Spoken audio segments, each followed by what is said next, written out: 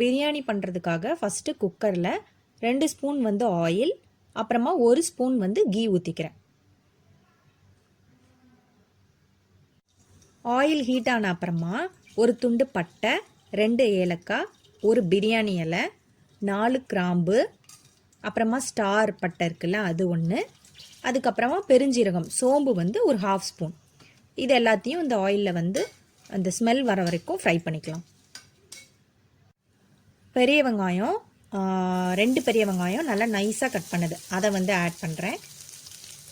அப்புறமா 2 பச்சை மிளகா அதை கட் பண்ணி வச்சுருக்கேன், அதையும் இப்போ ஆட் பண்ணிடுறேன். என்கிட்ட இருந்த பெரிய வெங்காயம் வந்து ரொம்ப குட்டியாக இருந்தது, அதனால நான் 2 பெரிய வெங்காயம் எடுத்திருக்கேன். உங்ககிட்ட இருக்கிற பெரிய வெங்காயம் பெருசாக இருந்துச்சுன்னா ஒரு பெரிய வெங்காயமே வந்து போதுமானது. இப்போ இதை நல்லா வந்து வதக்கிக்கலாம். இப்போ இஞ்சி பூண்டு விழுது ஆட் பண்ணுறேன். வெங்காயம் நல்லா வதங்கினதுக்கப்புறமா இஞ்சி பூண்டு விழுது சேர்த்து அதோட பச்சை வாசம் போகிற வரைக்கும் அதை நல்லா வந்து ஃப்ரை பண்ணிக்கலாம். இஞ்சி பூண்டு விழுதோட ரா ஸ்மெல் வந்து போனதுக்கப்புறமா ஒரு தக்காளி வந்து கட் பண்ணி வச்சுருக்கிறேன், அதை வந்து இதில் ஆட் பண்ணுறேன். அதையும் வந்து இந்த வெங்காயத்தோடு சேர்த்து நல்லா வந்து வதக்கிக்கலாம். தக்காளி ஆட் பண்ணதுக்கப்புறமா கொஞ்சமாக புதினாவும் கொத்தமல்லி இலையும் ரெண்டுமே சேர்த்து ஒரு கை அளவு அதையும் இது கூட ஆட் பண்ணி நல்லா மிக்ஸ் பண்ணி விட்டுறலாம். இப்போ 1/2 ஸ்பூன் வந்து மஞ்சள் தூள், 1 ஸ்பூன் வந்து சில்லி பவுடர், 1 ஸ்பூன் வந்து மல்லித்தூள், 1 ஸ்பூன் வந்து கரம் மசாலா, இது எல்லாத்தையும் சேர்த்து இந்த வெங்காயம் தக்காளியோட நல்லா மிக்ஸ் பண்ணி விட்டுறலாம். வெங்காயமும் தக்காளியும் வந்து இந்த மசாலாவோட நல்லா கலந்து நல்ல கிரேவி மாதிரி ஆகணும். வெங்காயம் தக்காளி நம்ம போட்டிருக்கிறதே வந்து தெரியக்கூடாது, நல்லா குழஞ்சி கிரேவி கன்சிஸ்டன்சிக்கு வரணும். தக்காளி நல்லா வதங்கினதுக்கு அப்புறமா 2 ஸ்பூன் வந்து தயிர் ஆட் பண்ணுறேன். தயிர் சேர்த்ததுக்கப்புறம் இது இந்த மசாலாவோட நல்லா மிக்ஸ் பண்ணி விட்டுடலாம். மஷ்ரூமை வந்து ஃபஸ்ட்டே கட் பண்ணி வாஷ் பண்ணி வச்சுக்கோங்க. வாஷ் பண்ணதுக்கப்புறமா அதை நல்லா வந்து ஒரு காட்டன் டவல்லையோ இல்லை டிஷ்யூலையோ போட்டு அந்த தண்ணியெல்லாம் வந்து எடுத்துருங்க, மஷ்ரூமில் இருக்க தண்ணியெல்லாம். இப்போ அந்த மஷ்ரூமை நான் ஆட் பண்ணுறேன். ஏன்னா மஷ்ரூம்லேருந்து நிறைய தண்ணி ரிலீஸ் ஆகும், அதுவே வந்து அதனால நம்ம தண்ணி ஊற்றி மஷ்ரூமை வந்து குக் பண்ண வேணாம்.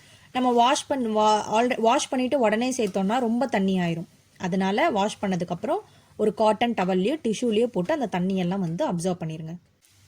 தேவையான அளவு உப்பு சேர்த்து நல்லா வந்து கலந்து விட்டுக்கோங்க மஷ்ரூமை.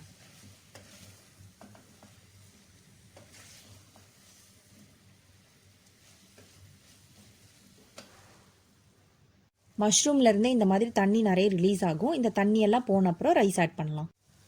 இப்போ மஷ்ரூம்லேருந்து தண்ணி எல்லாமே வந்து போயிடுச்சு. இந்த டைமில் வந்து நம்ம வந்து ரைஸ் ஆட் பண்ணிடலாம். நான் வந்து 1 கப் பாஸ்மதி ரைஸ் வந்து நல்லா வாஷ் பண்ணி 1/2 அன் ஹவர் வந்து ஊற வச்சுருக்கேன். அதை வந்து இதில் வந்து ஆட் பண்ணிடலாம். ரைஸ் ஆட் பண்ணிவிட்டு இந்த மஷ்ரூமோட நல்லா மிக்ஸ் பண்ணி விட்டுறலாம்.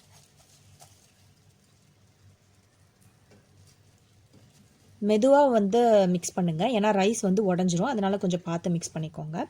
1 கப் பாஸ்மதி ரைஸ்க்கு வந்து 1.5 கப் தண்ணி ஆட் பண்ணணும். இப்போ தண்ணி சேர்த்துடலாம். நான் 1.5 கப் தண்ணி எடுத்து வச்சுருக்கேன். அதிகமாக வந்து சேர்த்தா குழஞ்ச மாதிரி ஆயிரும், அதனால் 1 கப்புக்கு கரெக்டாக 1.5 கப் தண்ணி சேர்த்துட்டு உப்பு வந்து கரெக்டாக இருக்கான்னு பார்த்து போட்டுக்கோங்க. எப்போவுமே வந்து பிரியாணிக்கு வந்து உப்பு கொஞ்சம் அதிகமாக இருக்கணும். அப்போ தான் குக் பண்ணி கொஞ்சம் தான் அதிகமாக இருக்கணும், நிறைய போட்டுறாதீங்க. அப்போ தான் குக் பண்ணி வரும்போது கரெக்டாக இருக்கும். லாஸ்ட்டாக கொஞ்சமாக புதினா இலையும் கொத்தமல்லி இலையும் போட்டு ஒரு விசில் வந்து நல்லா லோ ஃப்ளேமில் வச்சு ஒரு விசில் வர வரைக்கும் நம்ம குக் பண்ணலாம். பிரியாணி வந்து குக் ஆயிடுச்சு, குலையவே இல்லை, நல்ல உதிரியாக வந்து வந்திருக்கு. 1 கப் ரைஸுக்கு 1.5 கப் தண்ணி, லோ ஃப்ளேமில் வச்சு ஒரே ஒரு விசில். அதிகமாக ஃப்ளேம் வச்சு ஒரு விசில் வச்சோன்னா அடியில் வந்து அடி பிடிச்சிரும், அப்புறம் பிரியாணி கொஞ்சம் சொதன்னு ஆயிரும். இதுதான் வந்து கரெக்ட். சூப்பராக வந்து ரெடி ஆயிடுச்சு.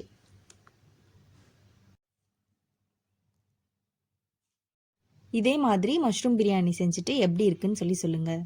பாய்.